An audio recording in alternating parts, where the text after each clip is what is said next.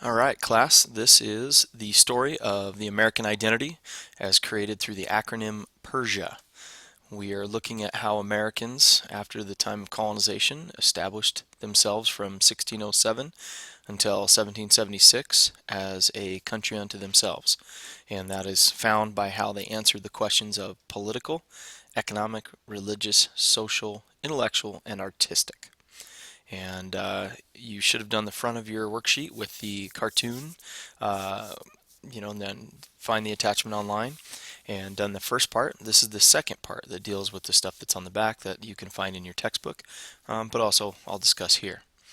We're going to be looking at the key components today as how the American people were influenced to become American through English traditions, events, and policies. And those ideas shaped who we are, which led to eventual intellectual and religious movements, which also changed who we were.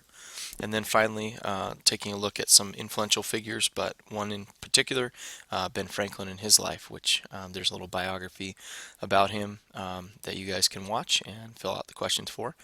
But anyway, this is that story. Our story did begin in England with the shaping of government. And one of the first events we talked about was in 1215, how the English people themselves were not going to allow a king to dominate and control them without any voice or any kind of say, and therefore questioning the king's authority. And in 1215, they were able to get King John, to sign over on the Magna Carta, which limited his powers and eventually created a council that in the 1300s created the lawmaking body that we call Parliament. Now, obviously, the question on your worksheet talks about how did this affect America? And the key component that I really want you thinking about is how this event shapes our own identity in what we believe the power of the authority of the government should be and how the people should have a voice in how they're governed. Parliament became a lawmaking body that had two houses, the House of Lords and the House of Commons, and that will be on your test. And essentially, what this did is it balanced out the power that was the authority over the people. And the Magna Carta is still with us today.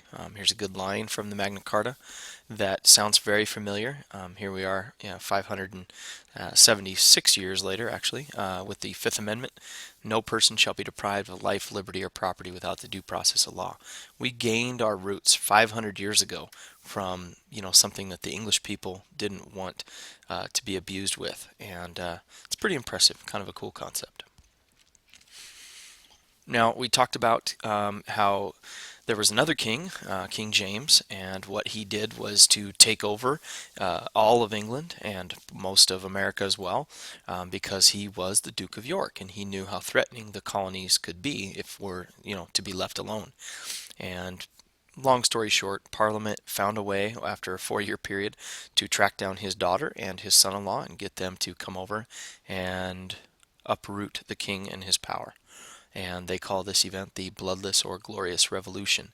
No one died, but what it showed was that the people of England could rise up against their king. So again, this is an example in the 1690s of something that really made Americans look at the situation of a king as an abusive king or a tyrannical king as something that can be fixed. And it gave Englishmen a Bill of Rights and a set of freedoms that they could live by. And it proved again that people unite for a common good, they can rise up and win over a king.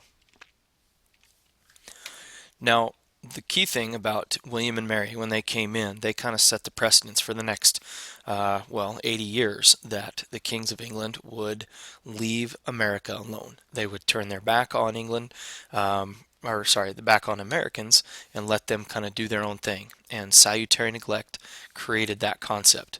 It was a policy that England would kind of ignore the colonies and let them govern themselves, and all they would do is send over rules, impose rules on the colonies, and yet not really have a way to strictly enforce those rules. And so the Americans really learned how to become independent, and this concept is going to shape who we are and who we become down the road. Ultimately, the freedom and the isolation from England, 3,000 miles away from their homeland and their sovereign nation, they can govern themselves. And that creates the independent American identity, which eventually the Americans are going to be willing to fight for. Economically, we talked about economic questions, and the economics of the time period was called mercantilism, or however you want to say it.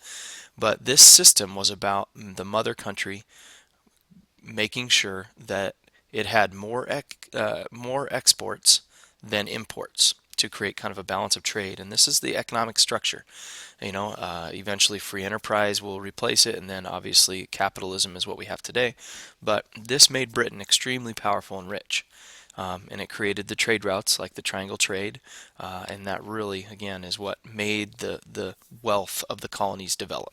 And so naturally, the British wanted tight control of that, which eventually they take more control, creating the Navigation Acts, not allowing the colonies to trade with any other nations without some sort of a tax that came to Britain.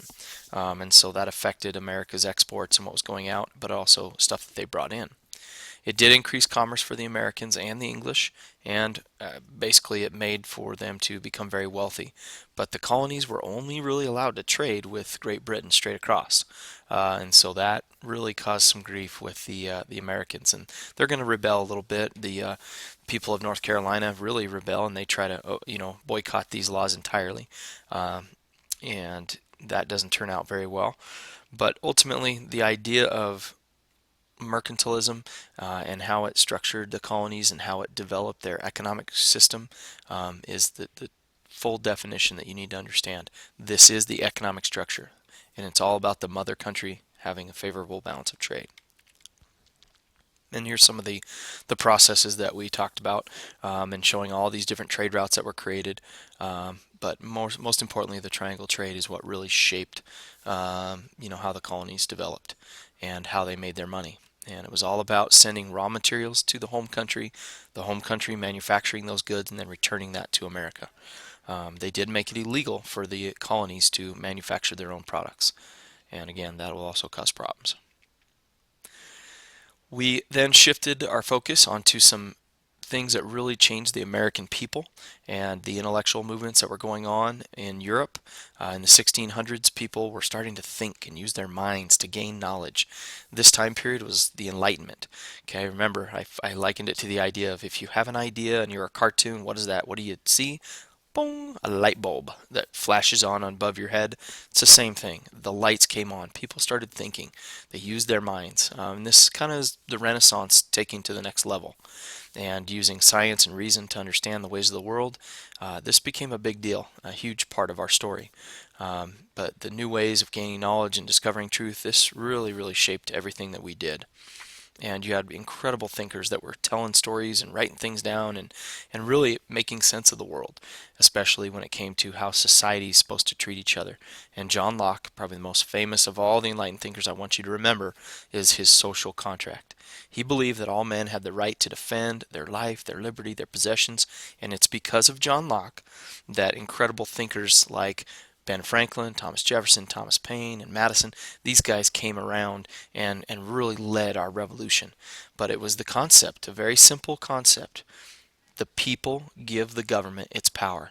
If the government misuses that power, the people have the right to overthrow that government. And very simply, that social contract is what everything we do for our revolution, where we eventually fight for our independence. That comes specifically from John Locke's teachings.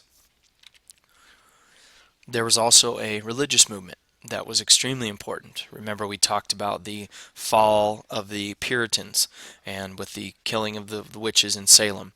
The religious movement in the 1700s that really encouraged ideas of equality, the right to challenge authority, and it woke people back up to what God really had intended for their story. The key to this movement was that the people woke up from religion being minimalized and spread out into different congregations. And what happened is guys like Jonathan Edwards and George Whitefield, they came over preaching sermons about, sinners in the hands of an angry God, and really they were evangelists, they were preachers, they were loud, they were proud of what they were talking about. And what this really created was people wanting to seek out a new version of faith. And the Protestant religion, I mean, all of a sudden you had multiple churches starting to get formed and developed, and it really just gave people a chance to challenge what a minister said. If they didn't feel right about it, then they would go seek out a new minister. And it was really about feeling all warm and fuzzy inside and seeking God through their own individuality. And people started saying, well, if we can do this for religion, why can't we do this for our political stance? And that's the Great Awakening. Now, we focused a little bit of attention on Ben Franklin, and that was what the video was about. And so I really want you to look at the key things about what Ben Franklin created and did. And we'll analyze him through that film. Thanks.